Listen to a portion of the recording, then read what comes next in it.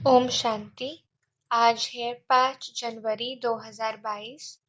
आज के मुरली का सार है, मीठे बच्चे तुम्हें अभी नया जीवन मिला है। पुराना जीवन बदल गया है क्योंकि तुम अब ईश्वरीय संतान बने हो। तुम्हारी प्रीत एक बाप से है। आज के मुरली का प्रश्न है, ब्राह्मण जो देवता बनने वाले हैं उनकी मुख्य निशानी क्या होगी? उत्तर है, वह ब्रह्मा की मुख वंशावली ब्राह्मण सभी एक मत वाले होंगे। उनमें कभी मतभेद नहीं हो सकता, अपने में फूट नहीं पड़ सकती। लौकिक में जो ब्राह्मण कहलाते उनमें तो अनेक मतें होती। कोई अपने को पुष्करनी कहलाते, कोई सार सिद्ध। लेकिन बाबा कहते कि तुम ब्राह्मण एक बाप की मत से देवता बनते हो। देवताओं में भी कभी फूट नहीं पड़ती। गीत है, जिस दिन से मिले हम तुम। ओम शांति।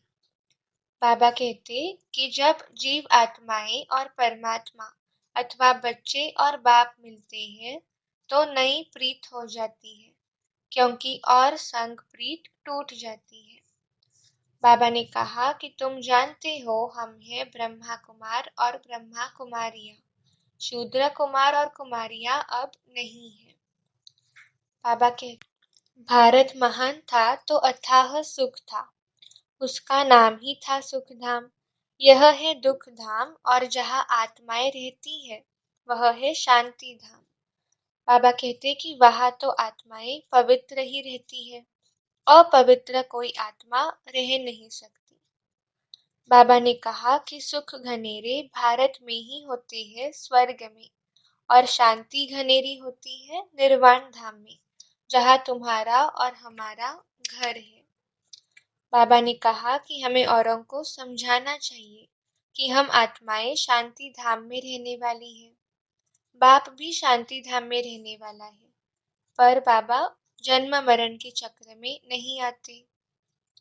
बाबा ने कहा कि तुम बच्चों को त्रिकालदर्शी त्रिनेत्री बना रहा हो। बाप ब्रह्मांड का मालिक है तो त्रिलोकी का भी मालिक है, क्योंकि तीनों लोकों की नॉलेज देते हैं। बाबा कहते कि तुम बच्चे एक लोक के मालिक बनते हो, माना स्वर्ग के मालिक बनते हो। बाबा ने कहा कि कोई को भी यह समझाना बड़ा सहज है, तो पूछो भगवान से तुम्हारा क्या संबंध है? भगवान तो है स्वर्ग का रचयिता, मात पिता है। बाबा कहते हैं कि ब्रह्मा द्वारा ब्राह्मण, फिर विष्णु द्वारा देवी धर्म स्थापन होगा। बाबा कहते कि अभी ईश्वरीय धर्म अथवा ब्राह्मण धर्म में आए हो, फिर भविष्य में देवी धर्म में जाएंगे। बाबा कहते कि दिन प्रतिदिन ब्रह्मा मुख वंशावली की वृद्धि होती जाएगी, बीके बहुत होते जाएंगे। जितने देवताएं बने होंगे उतने ब्राह्मण जरूर बनेंगे, क्योंकि ब्राह्मण सो देवता बनते हैं।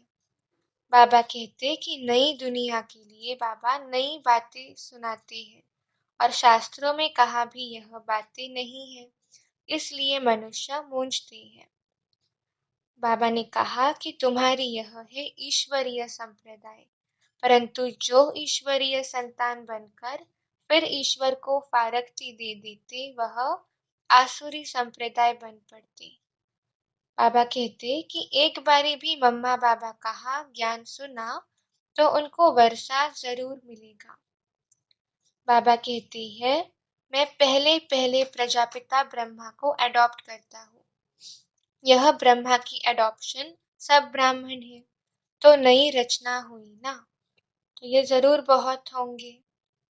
बाबा ने कहा कि हर एक मनुष्य फिर कल्प बाद ही उन्हीं फीचर्स में देखा जा सकता है।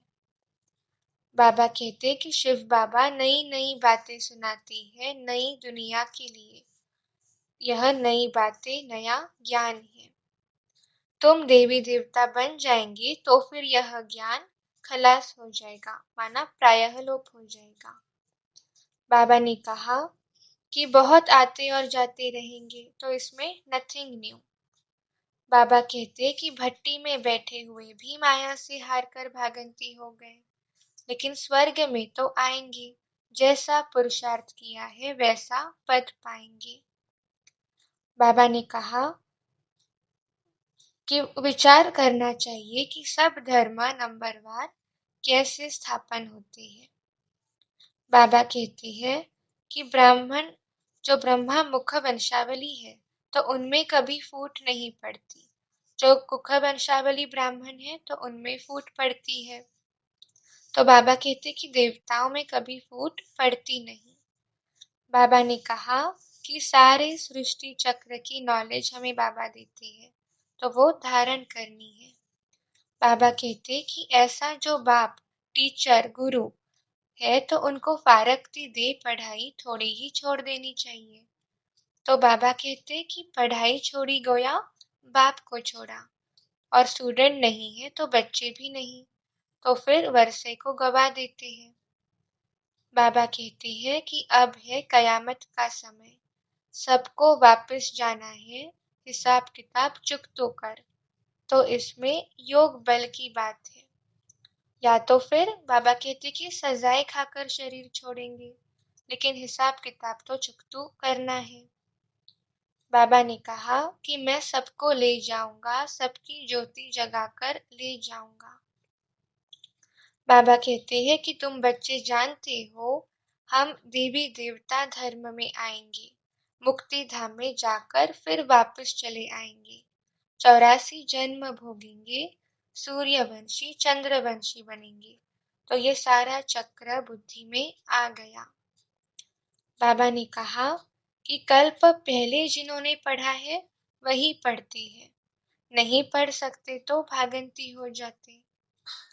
बाबा कहते हैं आधा कल्प तुम बच्चे बहुत याद करते हो, आत्मा ने सुख पाया है तो दुख में बाबा को याद करेंगी। बाबा कहते हैं कि जब कोई कॉन्फ्रेंस आदि कहा भी होती है तो उसमें मुख्य धर्म वालों को बुलाना पड़े। बीके को बुलाए तो वही पूरी राय देंगे। प्रजापिता ब्रह्मा के बच्चे ब्रह्मा कुमार कुमारियां ही पूरी राय दे सकते हैं। बाबा कहते कि अभी यह विनाश तो जरूर होना है, तो इसमें तो खुश होना चाहिए, क्योंकि स्वर्ग के गेट खुल रहे हैं। बाबा ने धारणा के लिए मुख्य पॉइंट्स बताए कि कभी भी बाप को व पढ़ाई को छोड़ वर्षा नहीं गवाना है, एक मत हो रहना है। सजाओं से छूटने के लिए योग बल से पुराने सब हिसाब किताब चुकतो करने हैं। आज के मुरली का वरदान है, ट्रस्टीपन की स्मृति से निमित्त समझ हर कार्य करने वाले डबल लाइट भव। तो बाबा ने कहा कि निमित्तपन का भाव है तो बोझ को सहज खत्म कर देते हैं। बाबा ने कहा कि अगर ये समझा कि मेरी जिम्मेवारी है, मेरे को ही संभालना है, मेरे को ही सोचना है, तो बोझ होता है।